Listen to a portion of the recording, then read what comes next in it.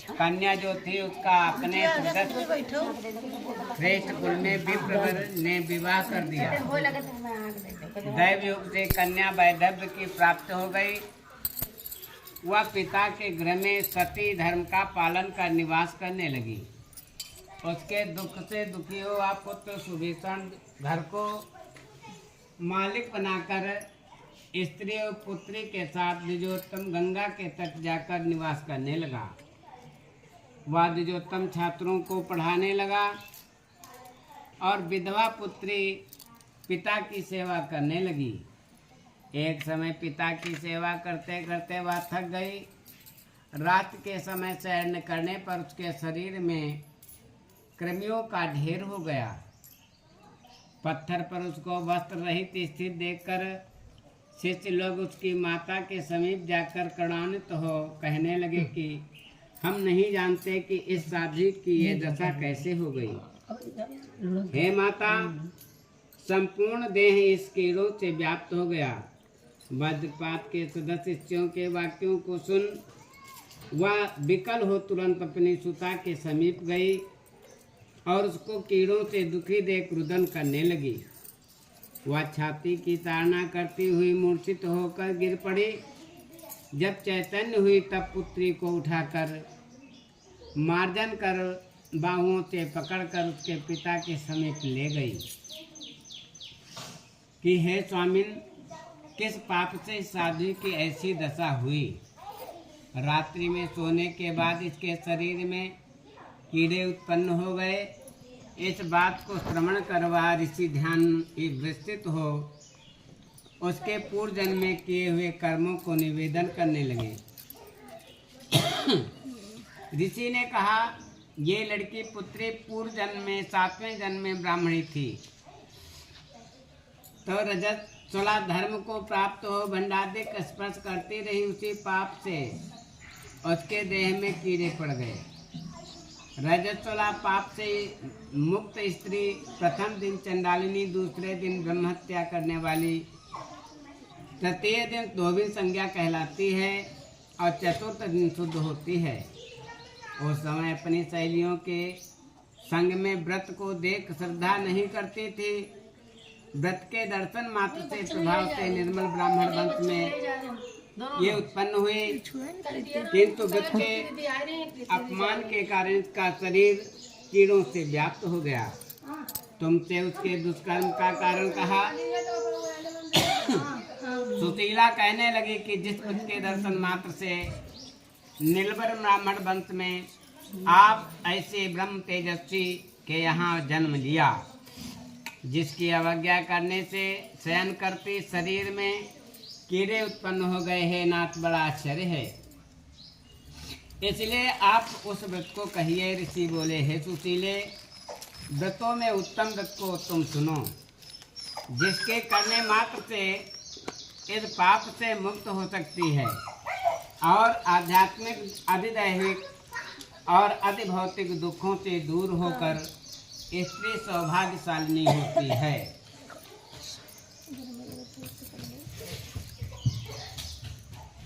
और कल्याण की वृद्धि, सब प्रकार की संपत्तियां प्राप्त हो जाती हैं।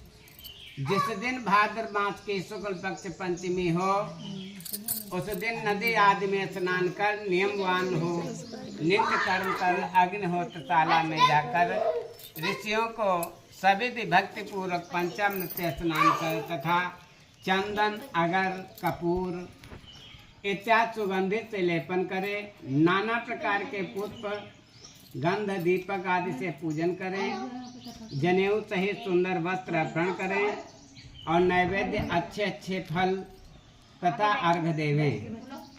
कश्यप, अत्रि, भरद्वाज,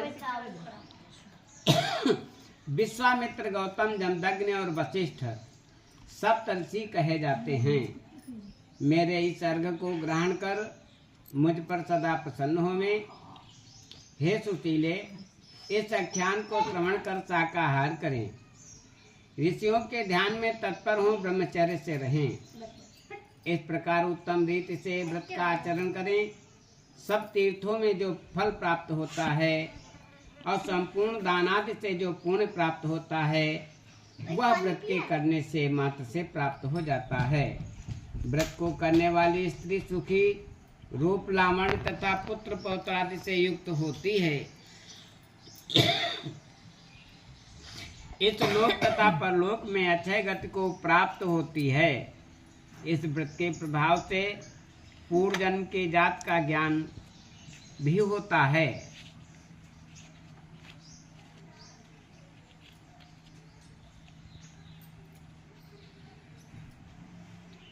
युधिष्ठिर कहने लगी कि हे देवेश, मैंने बहुत से व्रत श्रवण किए, इस समय पाप को नाश करने वाले व्रत को आप कहो। श्री कृष्ण भगवान बोले, हे राजेंद्र, ऋष पंचमी नामक व्रत को कहूँगा, जिसके करने मात्र से नारी के सब पाप दूर हो जाएंगे। युधिष्ठिर ने कहा, वो पंचमी कैसी है और उसको ऋषि संज्ञा कैसे प्राप्त हुई? हे दो कुलोद्भव, किस तरह स्त्रियों के पाप का नाश करती है वो कहिए। हे केशव, अनेक प्रकार के पाप हैं। इस ऋषि पंचमी के व्रत करने से स्त्रियां किस प्रकार पाप से मुक्त होती हैं?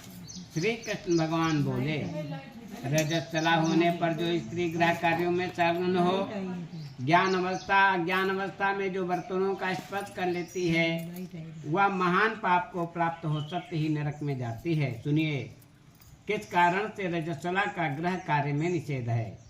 ब्राह्मण, क्षत्रिय, वैश्य, शूद्र रजस्वला स्त्री को घर से दूर रखें। पूर्व समय में वृत्रासुर के मारने से इंद्र ब्रह्म हत्या को प्राप्त हुआ।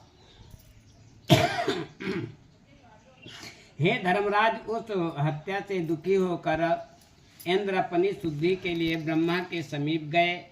हे राजन, देवताओं के साथ ब्रह्मा जी का क्षण ध्यान कर प्रसन्न मन से इंद्र की शुद्धि कर दिए। हे युधिष्ठिर, उस समय श्री ब्रह्मा जी ने ब्रह्म हत्या के 4 विभाग कर स्थानों में उसका प्रेक्षण किया। प्रथम भाग को अग्नि की प्रथम ज्वाला में जो धुआं वाली होती है, द्वितीय भाग को नदी के प्रथम जल में जो ऊपर का ये इसी बहू करते, तृतीय भाग को पर्वत में, चतुर्थ भाग को स्त्रियों के रज में गिरा दिए।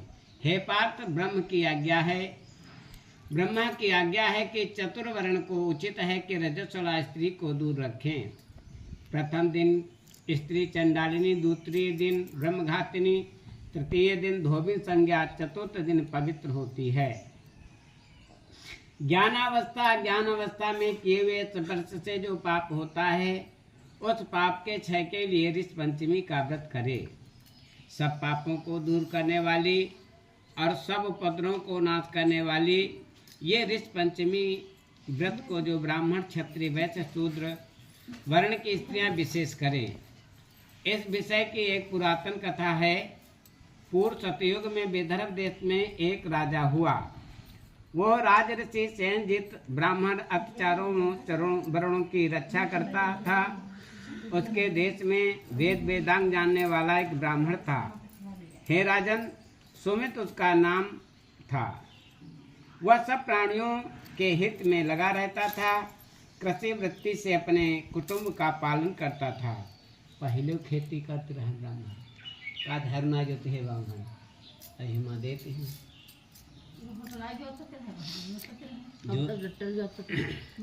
हाँ हरू मतलब खेती करते। उसकी भार्या जिसका नाम जयश्री, वो बड़ी साध्वी, पति सेवा परायण तथा श्रद्ध जनों की सेवा करने में युक्त थी। वो एक दिन बहुत चिंता युक्त हो सुमध्यमा वर्षा काल में दुखित मन से कार्य करती थी। एक समय अब उसने अपने को ऋतुमती हुआ देखा। हे राजन, वो रजोधर्म युक्त भी अपने गृह कार्य को करती रही। ऋतु धर्म प्राप्त होकर भी उसने बर्तन आदि का स्पर्श किया। बहुत काल के बाद मृत्यु को प्राप्त हो गई। पति की काल गति से परलोक को प्राप्त हुआ। जो हे राजन, इस तरह स्त्री और पुरुष अपने कर्म के वशीभूत हो गए। हे नरेश्वर, उसकी भार्या जयश्री रजस्वला के संपर्क दोष से कुतिया की योनि को प्राप्त हुई और सुमित भी स्पर्श दोष से बैल हुआ।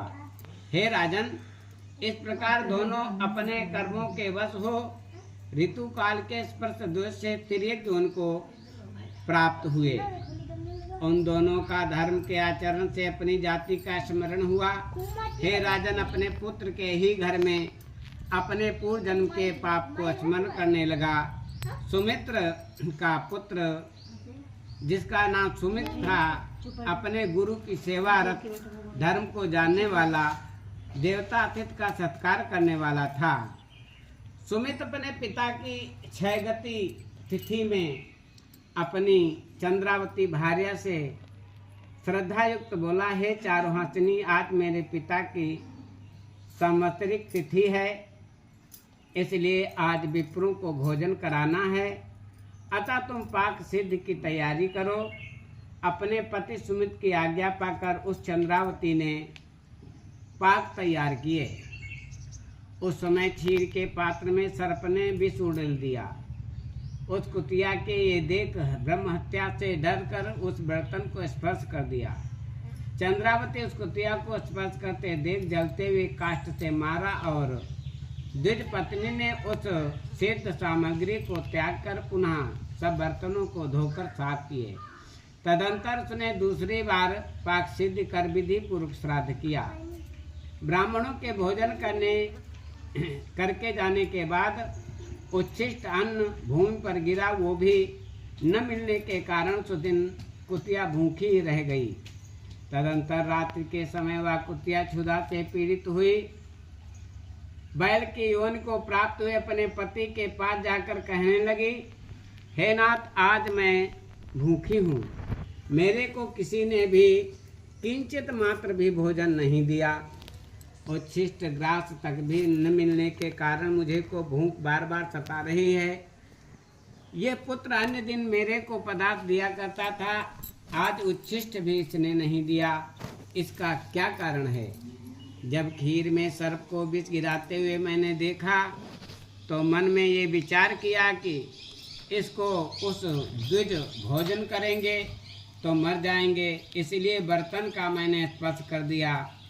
इससे मुझको पुत्र वधू ने बहुत मारा, इनसे मेरा शरीर दुखता है, मेरी कमर भी टूट गई है, क्या करूं? ये सुन बृखभ बोला कि हे पाप के तेरे पाप दोष कारण मुझको भी दुख प्राप्त हुआ है।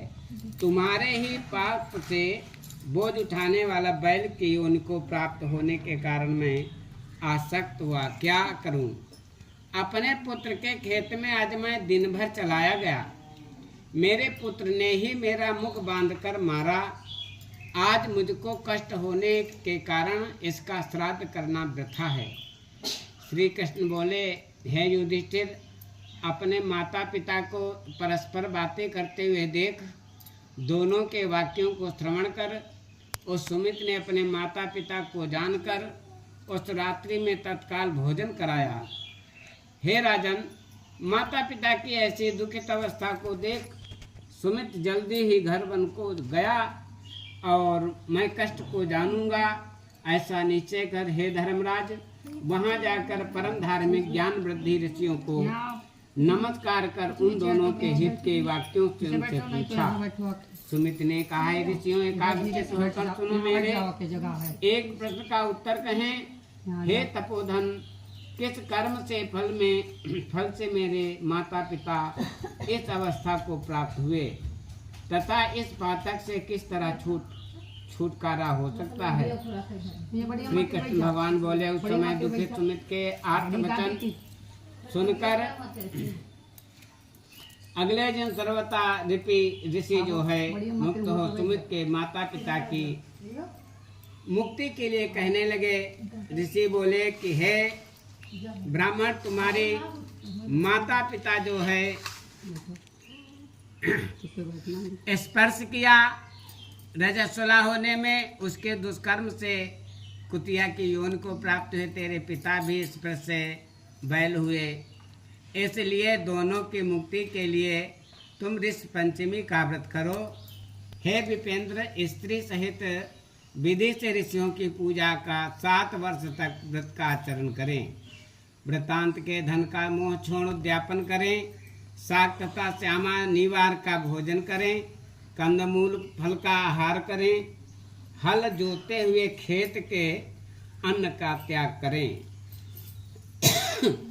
भाद्रपद मास की शुक्ल पंचमी को उस दिन मध्याह्न काल ठीक 12 बजे नदी आदि निर्मल जल में जाकर स्नान करें। अपामार के काष्ठ से दतून करें। इस मंत्र से दांतों की शुद्धि कर मृतिका से स्नान करें। तिल है आंवला के कल केशों को धोकर स्वच्छ वस्त्र धारण कर एकाग्रचित हो चित्त से अरुंधति सहित ऋषियों की पूजा करें।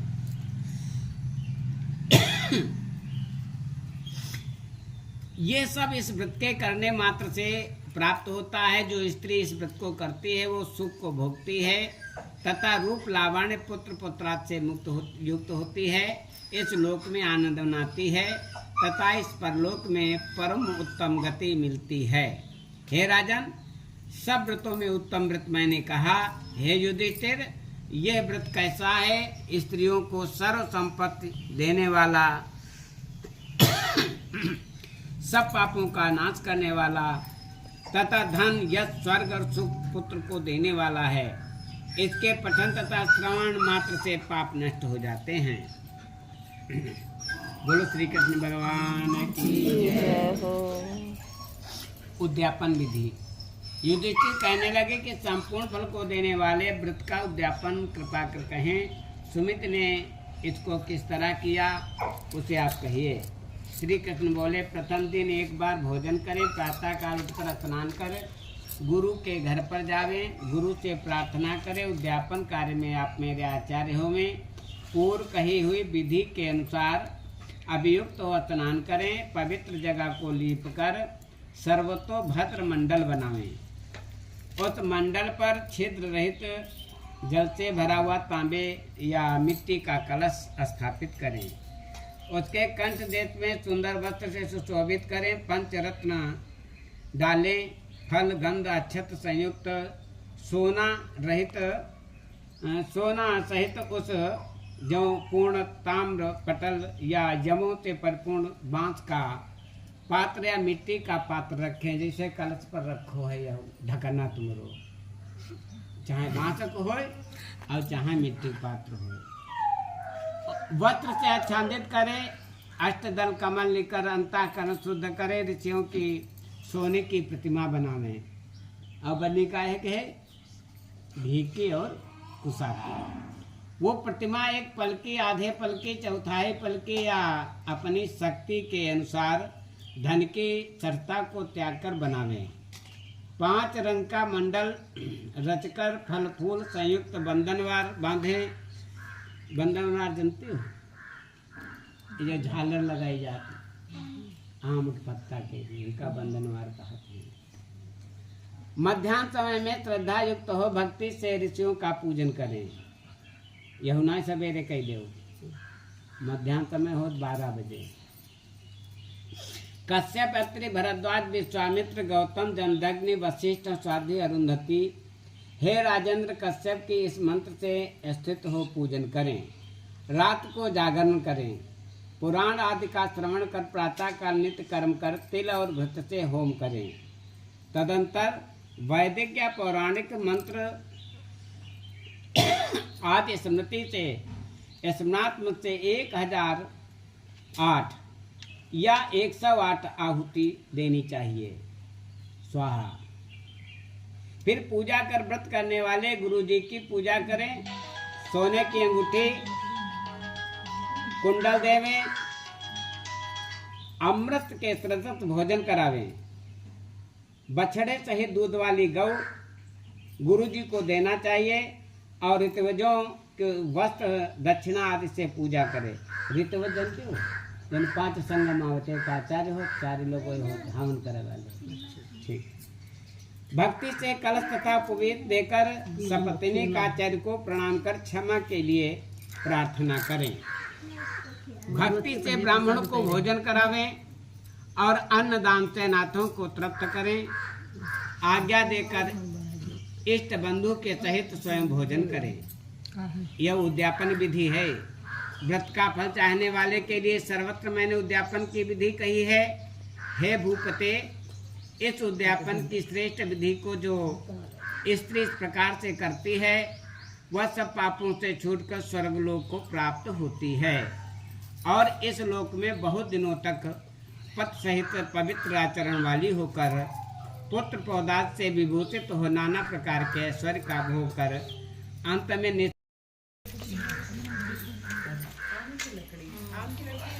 ऐसे चढ़ाई मैं संकल्प